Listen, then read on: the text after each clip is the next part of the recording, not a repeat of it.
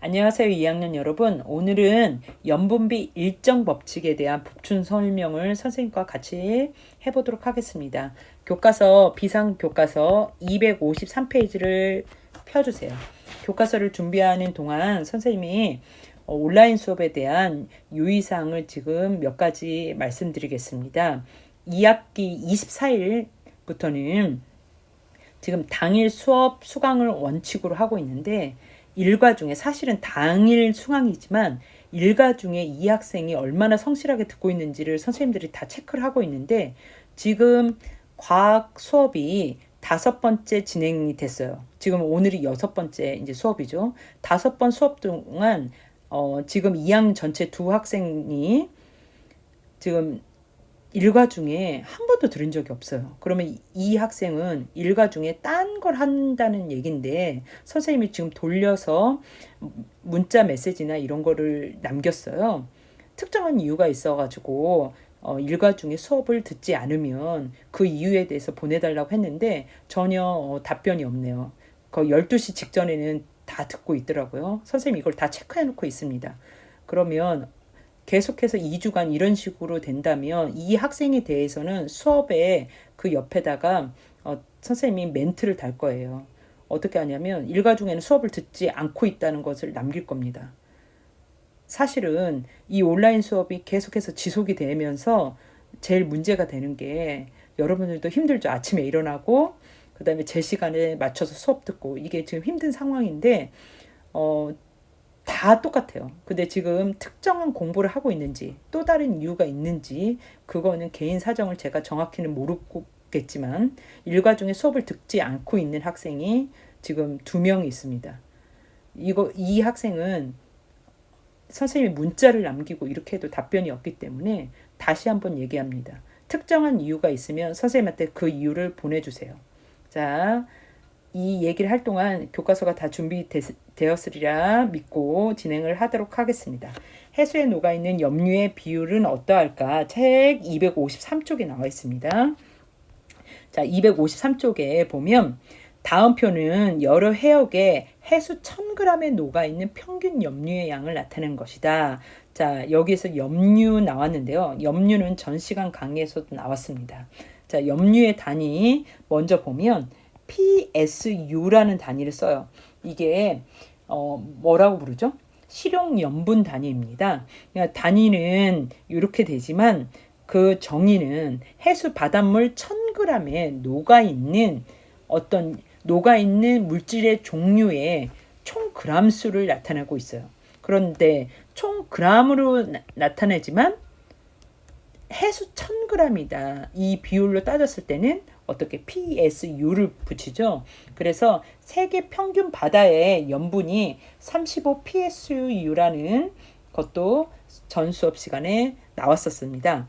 자, 북극해, 여기에서는 북극해, 동해, 홍해가 있습니다. 이 세 바다에서 지금 염화나트륨과 염화마그네슘, 황산마그네슘, 기타 물질들에 대한 해수 1000g에 녹아있는 이런 물질의 그람 수를 이렇게 나열이 되어 있는데 해수 1000g이 지금 고정되어 있기 때문에 이 염류를 다 각각 바다마다 더한다면 이 더한 총량이 북극해의 염분이 되겠고 동해의 염분이 되겠고 홍해의 염분이 됩니다. 자, 책에서는 해수의 염분이 각각 얼마인가 이렇게 나와 있죠.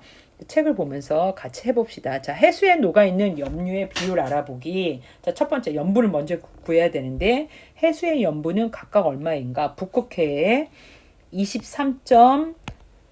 염화나트륨 23.3 그냥 이렇게 더해주면 돼요. 왜냐하면 해수 1000g이 고정되어 있기 때문에 염화마그네슘 3.3 선생님이 글씨가 크기 때문에 좀 삐껴 쓸게요. 1.4 그 다음에 기타가 2.0이네요. 그래서 얘를 다 더하니까 어떻게 나오냐면 30g이 나와요. 30g 할 때 책에 보니까 또는 다른 거에 보면 지금 소수점 첫 자리까지 표현되고 있잖아요. 그러면 우리도 소수점 첫 자리까지 이게 화면이 안 나오네. 자, 밑으로 하겠습니다. 그래서 30.0g이 돼요. 자, 동해는 좀 글씨 작게 쓸까요? 자, 염화나트륨 25.6 그 다음에 염화 마그네슘 3.6, 그 다음에 황산 마그네슘 1.6, 그 다음에 기타 2.2 이렇게 해서 어떻게 되느냐면 33g이 들어가 있는데 다 더하면 돼요. 근데 33이라고 이렇게 숫자를 쓸 게 아니라 이제 유효 숫자라는 걸 여러분들이 맞춰줘야 되는데 지금 제공되는 정보가 소수점 다 첫째 자리까지 돼 있잖아요. 그럼 우리도 소수점 첫째 자리까지, 소수점 첫째 자리에 숫자가 없어도 0 이렇게 표현을 하면 됩니다. 자, 33.0 PSU가 되겠고, 홍해는 31.1 더하기 4.4 더하기 그대로 다 더해줍니다. 앞에 있던 표에 1.9, 2.6. 자, 이렇게 해서 얘는 어떻게 되느냐면 40.0 퍼밀, 유효 숫자를 맞춰서, 또는 선생님이 금방 퍼밀이라고 했는데 이 PSU와 같은 단위가 하나가 더 있어요. 자, 이렇게 퍼센테이지처럼 쓰는데 동그라미 하나 밑에 더 있어요. 그리고 이거를 퍼밀이라고 있습니다. 선생님 때는 이 PSU라는 단위보다는 이 퍼밀을 많이 썼기 때문에 이게 좀 익숙해져 있네요. 근데 요즘에서는 PSU를 많이 씁니다. 그래서 북극해를 보니까 30.0 PSU, 동해를 보니까 33.0 PSU, 홍해를 보니까 40.0 PSU 이렇게 되어 있어요. 각각의 바다는 각각의 바다에 맞게 염분이 이렇게 좀 다릅니다. 자, 그러면 우리가 무엇을 하려고 하느냐? 메인은 이 뒤에 나와 있습니다. 자, 이 중에 여러 가지 염류가 있는데 염화나트륨의 비율을 알아볼 거예요. 그러니까 북극해에서는, 자, 북극해는 총 30g 중에, 자, 염화나트륨이 23.3이 있는 거고, 동해는 총 33g 중에 염화나트륨 25.6g이 있는 거고요. 홍해는 40.0, 40g 중에 31.1이 염화나트륨이 있는 것입니다. 그러면 이 염화나트륨의 비율을 한번 구해 볼게요. 자, 다음 페이지 넘어갑니다. 금방 선생님이 얘기했던 북극해 총 30g 중에 23.3g 있고요. 동해 총 33g 중에 25.6 염화나트륨이, 자, 염화나트륨의 비율이죠.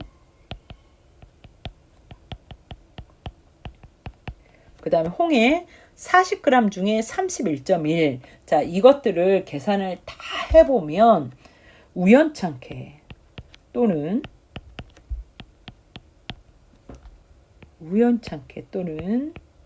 뭔가 우리가 뭘 유도할 수 있게 결과물이 나옵니다.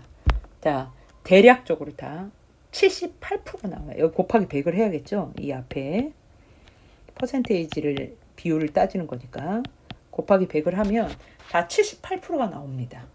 각 바다의 염분은 다르지만 각 염류가 차지하고 있는 비율은 바뀌지 않습니다. 그래서 염화나트륨은 모든 바다에서 어떻게 78%를 차지해요. 염화나트륨은 제일 많죠. 우리가 쉽게 알고 있는 소금이죠. 짠맛을 결정하는. 그래서 바닷물이 짜다고 이렇게 표현하잖아요. 그래서 얘를 염분은 다르지만 이 염분의 어떻게 비율, 염화나트륨의 비율을 얘는 어떤 바다가 돼도 바뀌지 않습니다. 그래서 얘를 뭐라고 하냐면 염분비 일정 법칙이라고 합니다. 자, 이것과 비슷한 것이 있죠? 어떻게? 공기가, 자, 미국 공기 다르고 한국 공기 다르고 또 서울 공기 다르고 시골 공기 달라도 그 안에 질소의 비율은 우연찮게 이 퍼센테이지가 같네요.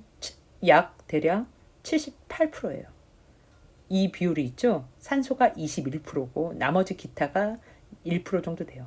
이 비율과 비슷합니다. 여기도 마찬가지예요. 염류도 염분비 일정 법칙입니다.